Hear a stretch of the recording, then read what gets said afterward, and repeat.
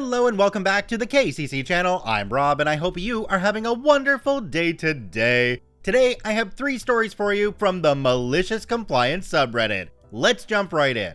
This story comes to us from Brains Admirer. You want his car? Take his other crap first. My partner Carl and I were friends at first, and when he lost his house due to bankruptcy, he came to live with me. He had no job, lived in poverty, on a disability pension, of which he gave his ex half, for 14 years since his wife left. In contrast, I owned my own house, had a successful business, and was pretty independent. He was very handy around the house and loved puttering, talking with the neighbors, and had a great sense of humor. He was clean and very easy to live with. We were together for 10 years. We treated each other well, but he had no rights to anything I owned and vice versa. I stayed away from his family drama as best I could. Carl had 2 adult kids, Margot, 28, and Todd, 35. The kids never visited their father, ever, and when he called them, they rarely picked up or returned his calls. If they did pick up, they brushed him off or dismissed him entirely. I felt bad for him, but what could I do? They were like that for years before I met him. They were rude and nasty people. But he loved them and couldn't understand why they didn't have time to talk to him. Carl died suddenly one evening at 58. He had been in poor health and finally his heart just gave out. Not 12 hours after he died, Margot called to ask if he had any life insurance. For a nanosecond, I thought that she was concerned about my finances, handling the burial, etc. But no, she told me that according to their mother's separation agreement, he was supposed to keep life insurance on himself, and she and Todd were to be the beneficiaries. I guess he never told her that once she turned 18, he had canceled his life insurance because he was on disability and could not afford it. He may have tried to tell her during one of those phone calls, who knows. Later the same day, Margot called and asked if he had a will. She told me that she had already been to a lawyer. This was the day after he died, and that because she suspected Carl didn't have a will, she would be his next of kin. She would be taking over the burial arrangements, etc. And she was the beneficiary of all of his stuff in my house, including his car, which was a used car, but still newer than hers. I was pretty upset by the timing of all of this and couldn't believe they could be this mean and cruel so soon after he died. He was their dad and he loved them. She then told me she would be doing a walk through my house to be sure I didn't miss anything of his. That was where I said, no, you won't. Margot was really pissed about my refusal to let her into the house and to take the car that same day, and conveniently forgot to tell me where they were having the funeral. She didn't put it in the paper, and she only told special people where it was. I found out later it was 3 towns away. But she did let me know repeatedly that they wanted the car and all of his stuff out of my house. I knew that once she came to take the car, she would not be back to get the rest of his stuff, which she knew was nothing of any value. I would be left to get rid of a monumental amount of stuff at my expense. Cue malicious compliance. Now, dear Carl was a hoarder, and I mean that in the true sense of the word. Even if something was broken, useless, outdated, or worn out, he kept it. So he had 4 old-style TVs, 6 giant toolboxes, 8 computers, 2 dead barbecues, a floor model drill press that he was going to fix, a bandsaw he found in the dump, 6 stereo components. None of this stuff ever worked. He was saving them all for parts, plus 198 boxes of metal parts from odd machines, trucks, cars, bulldozers, and buses that he salvaged and collected over the years. It was all in the garage, which he thought of as his man cave. 198 very heavy boxes. Guess they were packed quite full. Plus, the pride of his collection, a 60-year-old 5-ton metal lathe that Noah used to construct the Ark. So I parked his car at the very back of my 2-car garage, then shoved all of the boxes and stuff in front of it, so that it was impossible to remove the car without taking everything out in front of it, including the metal lathe. It took 2 weeks and a lot of effort, but the garage was packed to the roof. I took a picture of the garage with the doors open. Margot and Todd soon started screaming to their lawyer that I was not cooperating in regards to the car. I responded that I needed to see a legal document that the car was in fact legally theirs, registered into their name, and properly insured. In case they drove it away, I didn't want to be held liable. I also needed to have the rest of the stuff taken away. Plus, I had just had my driveway paved, so they had to have proper movers come to get his stuff, not just a couple of yahoos in a pickup that would damage the new driveway. They said they would after they got the car. Their lawyer screamed that I was stalling and refusing to give up the car. He even went so far as to accuse me of selling the car. I sent the picture I had taken of the garage to my lawyer, proving that I still had the car. My lawyer said, "Where is it?" I said, "You can just barely see the roof, but it is there behind the boxes." He got a good laugh out of that. So Margot and Todd had to hire a moving and storage company to come and collect Carl's precious stuff. The metal lathe took 4 men and a special small tow motor machine thing to take it away. It took all day for them to empty that garage. I asked where were they taking it, and they said to a storage unit. The head mover said something to the effect that there was no way this was going to fit in the one storage unit they had rented. Oh well. So in the end, the cost of the movers was $14,000. I heard this from his best friend. And who knows what the storage units cost and for how long they rented them. Perhaps they recouped some of the money they spent from selling scrap metal. Oh, right, I almost forgot. They also had to pay for his funeral. Turns out I did have an insurance policy on him that I paid for and had planned to use for his burial. But since I wasn't told where the funeral was, I used the money to pay off my mortgage. It would have cost them nothing to be nice to the woman that looked after their dad for 10 years.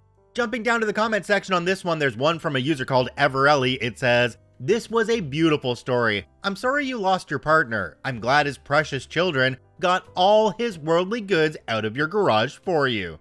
OP responded to this one and said, "Thank you. He was a nice guy who had a lot of bad breaks. And then his ex kicked him when he was down. His 2 kids, though, they were something else."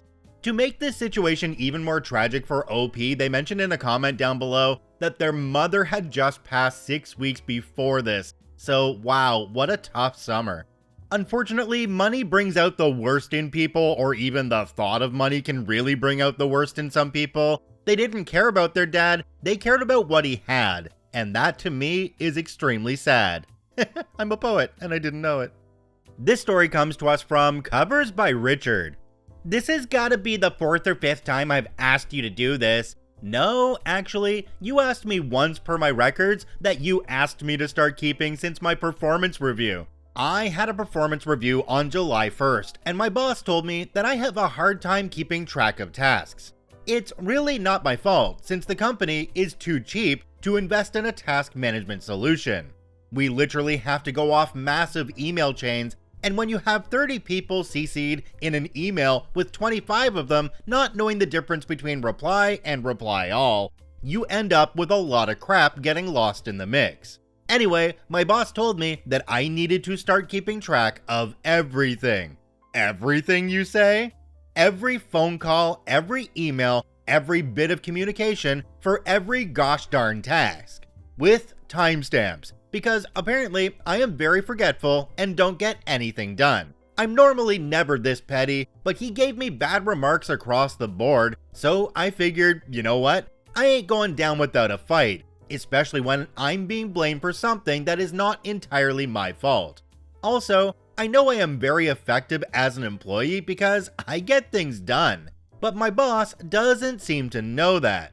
So I spent the July 4th weekend developing a simple task manager to be used by only me. Every Vonage phone call gets automatically logged. Every email I receive saved as a PDF and timestamped. Time received, time opened, time that I completed reading the email. Got a package you're sending me? I'm logging that crap too. Time the UPS or FedEx driver delivered it. Time I brought it into the house. Time I opened the package. Time I threw out the package.